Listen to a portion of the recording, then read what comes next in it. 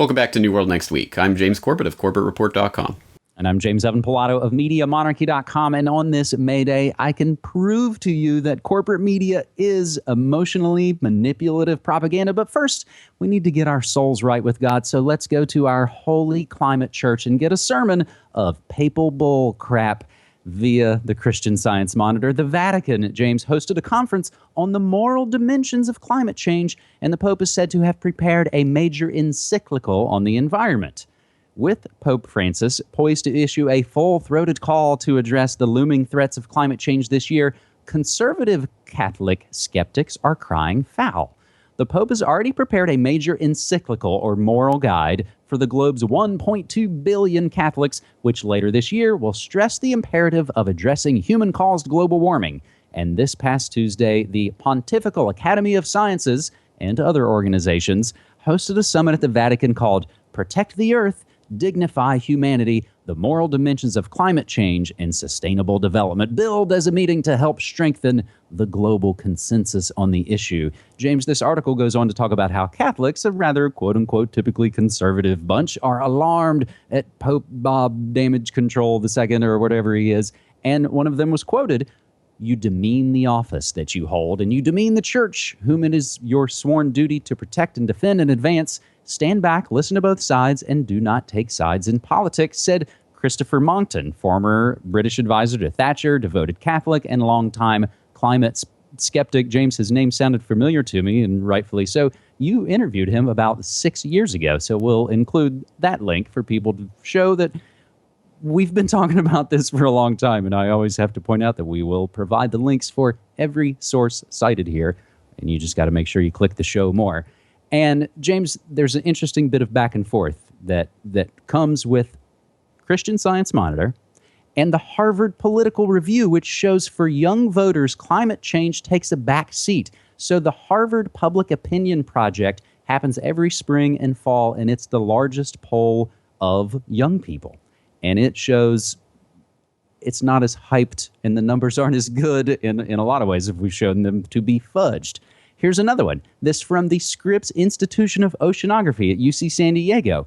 Arctic sea loss likely to be reversible. Scenarios of a sea ice tipping point leading to a permanently ice-free Arctic Ocean were based on oversimplified arguments. James, you submitted a couple of these stories, and I have a couple more to throw back to you, but it's becoming the religion. It has become the religion. That's exactly the point, isn't it? And this is not a new point. It's been pointed out many times by myself and others that this is a type of religion, and that basically there's these carbon atonements which we have to use to pay for our original sin of existing on this planet and breathing out carbon dioxide, I should say. Carbon monoxide is actually a bad gas. Carbon dioxide, not so much. But I mean, it is truly being brought out into the open here. If you don't believe in climate change, God will punish you. I mean, this is as blatant as it gets. And I mean, there is no end to stories that we could point to, like that one, that new study showing, you know what, that Arctic sea ice problem, well, apparently it's reversible, and in fact reversing. After it's reaching its nadir a few years ago, it's been steadily building back up, which makes articles like this one from December of 2007 sound interesting in retrospect. Arctic summers ice-free by 2013 blares the headline on BBC News back in 2007 because the science is settled. There's no dispute. No one can dispute any of these facts that they're talking about, except when it turns out retrospectively that they were completely wrong. But just sweep that under the rug and continue to pay your carbon atonements to the carbon priests like Al Gore and others who are set to become the world's first carbon billionaire on the back of this scam. And don't question anything, because ignorance is strength. I recently was on with Jack Blood, and we were talking about the recent Global Citizen concert. And of course, it's basically millionaires jetting in from around the world to sort of wag their fingers at the plebes as though they're the problem and not the entire corrupt industries bent on the destruction of not only ourselves, but the world we live in, but they want to blame it all. Blame it all on us. Or, blame the victim, essentially. So, James, one last bit of research after the bit from Scripps and also the Harvard Political Review. We've got one that shows up under a few different headlines on only a couple of websites, with headlines like, "Will climate change affect the way we write our songs?" Or, "Wonder why our songs are getting worse? It might be because of global warming." But from Raw Story, scientists claim climate change has impact on music. And this bit of research basically says that because Paul McCartney and Bob Dylan and pop songs always talk about the sun and sunshine, that must mean that it's getting warmer because less songs are about cold and rain and ice. That's the kind of work. These guys actually have done other work back in 2011, meteorological phenomena in Western classical orchestral music. So I've got the PDF for that one. They have not published this new one about pop music. But James, it's bizarre. I'm not sure if when you put all those together, where that leaves us thinking about our institutions. I don't know. Let's just leave it there for now. Leave it there? Okay, let's do that. That's best. Because I want to get to this fascinating story. It's that subliminal PSA from AARP. There was a new ad from AARP, the American Association of Retired Persons. It was a commercial showing a public service announcement. And if you paid close attention, and this is, of course, because there's millions of people out there analyzing propaganda, and that's how we learn about these things, open source style, you hear something in the background. There's a woman in the video. She's watching the news, and she gets up to go check on her daughter in another room. And in the background, you can hear a news report talk about riots nationwide and a declaration of martial law by government emergency services.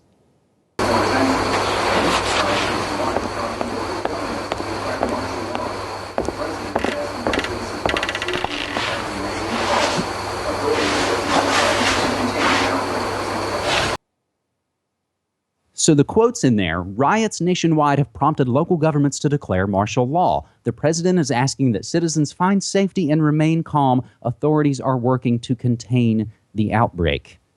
Now, James, this story was already gaining attention because any way you look at it, and I make media in the straight world on a small level, and you instantly know you had to make that up. That's not a natural report. And interestingly enough, just as we were coming to tape this episode, James, you brought an interesting update to this story. Can you talk about that? Yes. Well, I was just looking up this video on YouTube to see if I could find the original, and the AARP have just reposted this PSA, which I understand was originally from 2004. Well, they've just reposted it just a few hours ago, and now the audio, if you listen carefully, has been re-updated.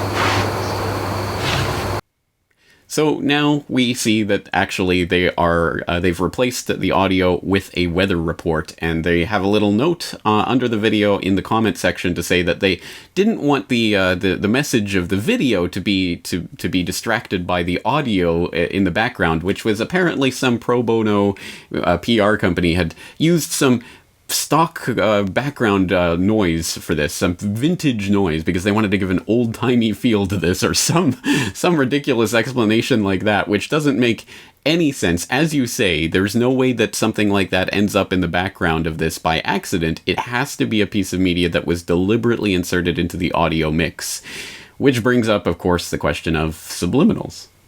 That's it. So it's interesting, James, I think, to make the point that on this video, on the repost from AARP, they only give the reason as a reply to someone's comment. Someone named Bradley Strong says, "Hey, why the repost, AARP?" And they said, because, as you noted, the pro bono ad agency that created this video used a pre-existing fictional vintage audio file as background noise to invoke an earlier era. And James, you and I joked about, those vintage MP3 files that go back millennia, right? Yeah, those vintage martial law declaration MP3 files that are just everywhere online. I mean, you find them all over the place. Yeah, again, it's ridiculous. And it's so important that people understand how this works and that this was put together on purpose, because it is important to understand that there are things like this that we do not pick up on, generally speaking, 99 times out of 100. You have to strain to hear it, but subconsciously what is being taken in can be quite different. And people who are incredulous about such ideas can look at things like Darren Brown has an interesting special on controlling people through subliminals, and I've talked about some of his work before, like the Sirhan Programmed Killer program he did on Channel 4 in the UK several years ago. Some interesting work there. So I think subliminals are to be taken seriously, and I think they do have an effect in shaping the public psyche, and we have to look at that when it comes to stupid things like this that just come and go, and you never know that idea is being implanted in the back of your head. And it's being implanted in the back of your head while you're watching corporate media fearmonger about riots and chaos and all. It comes together in a stew, James, at an interesting time where we're watching Jade Helm and those things that we've talked about in recent weeks, and now add Baltimore on top of that. And these things it becomes literally a part of that background noise. And I'll just make a reference, James. I don't know if you've ever read anything about the original Exorcist film back in the early 70s. It has such a hype kind of surrounding it, and at the time it was amped to be just the scariest movie ever, people passing out in it.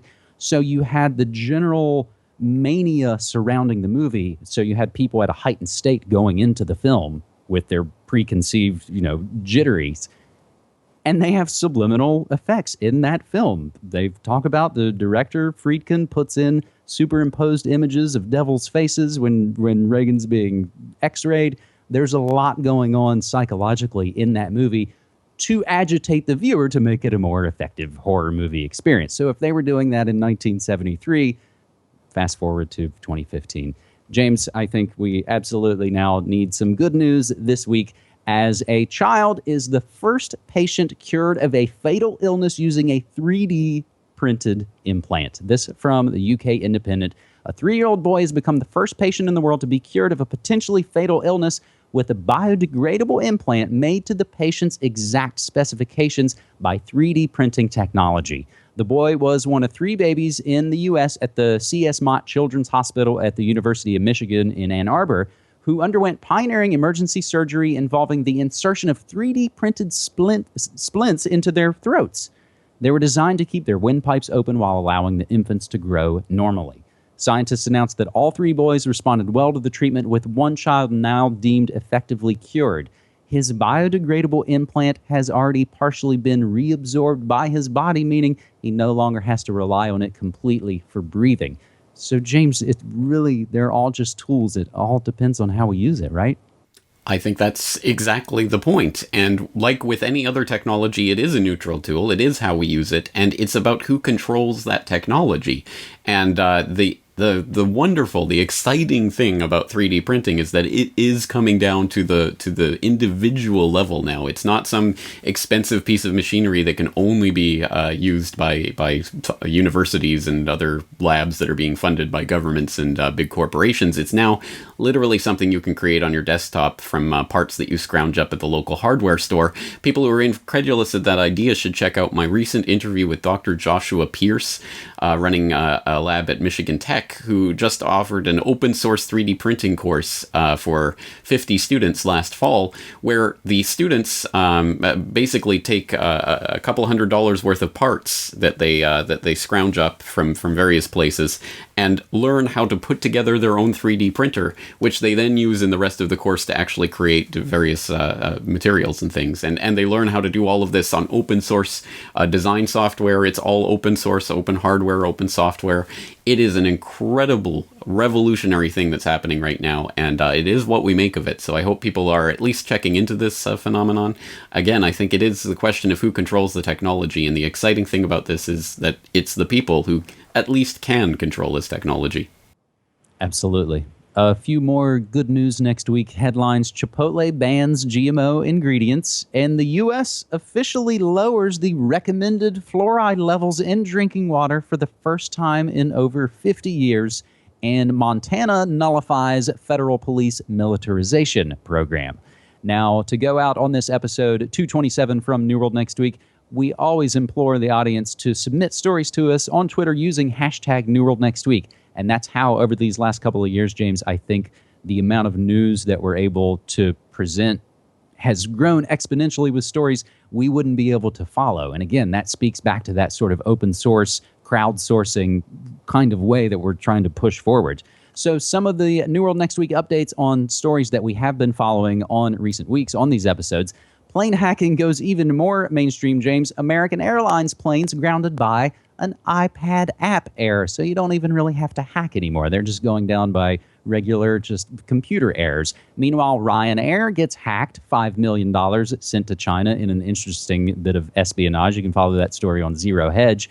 A couple of stories about the Clinton Foundation, dirty money from the Russian Putin cronies. So if you followed New World Next Week, you know we were on top of the Clinton Foundation story weeks before it broke, and now has become kind of the dominant anti-Hillary narrative. Meanwhile, Goldman Sachs paid Bill Clinton $200,000 for a speech right before they lobbied for Hillary Clinton. Meanwhile, Governor Abbott orders Texas Guard to monitor Jade Helm drills. This is being spun as the population is freaking out, so I don't want everybody to wig, so I'll have the Guard monitor these drills just to show the public that this isn't a martial law takeover. A couple of headlines out of the UK via Das Alt Theory, always following interesting developments in the UK. Election chaos could trigger a Lehman moment for the pound, and protests as London reacts to increased expenses for the majority. Now, transpose that with what's happening here in America right now as we have the hashtag Baltimore riots, and we see them spreading, and we see so many things turning into, as I noted at the top of the show, this sort of emotionally manipulated propaganda. I don't want to downplay any of these stories. I don't want to poo-poo on anyone's issue and lives, that I haven't walked in their shoes. But we're, James, I think, kind of entering what's probably going to be a long, hot summer. And a lot of these situations, I think, are being pushed. And I hope that's why we're trying to sort of analyze them and put them on the record here in these episodes. So I've got an interesting story about the Baltimore riots and some of the forces manipulating and pushing it. But James, I'm off next week for a little vacation, but I've got some homework for us. So this is an interesting one. On May 4th, so all next week, the Project on International Order and Strategy at Brookings and the Global Public Policy Institute of Berlin will formally release 3 Global Governance Futures 2025 research papers. Written by the 2015 Global Governance Futures Fellows, these papers are going to focus on 3 issues, James: global arms control, internet governance, and geoengineering. That is chilling, and I hope that people will keep an eye on those reports, because it is important that we dissect that propaganda to understand better the trajectory they're taking us on. Just the fact that there is a global governance future chair or research fellowship or whatever is in and of itself interesting, if not surprising. So thank you for bringing that to our attention. And please take a well-deserved week off next week, and we'll be back better and bigger and stronger than ever 2 weeks from now. So James, thank you for these stories. Thanks so much, man. Take care.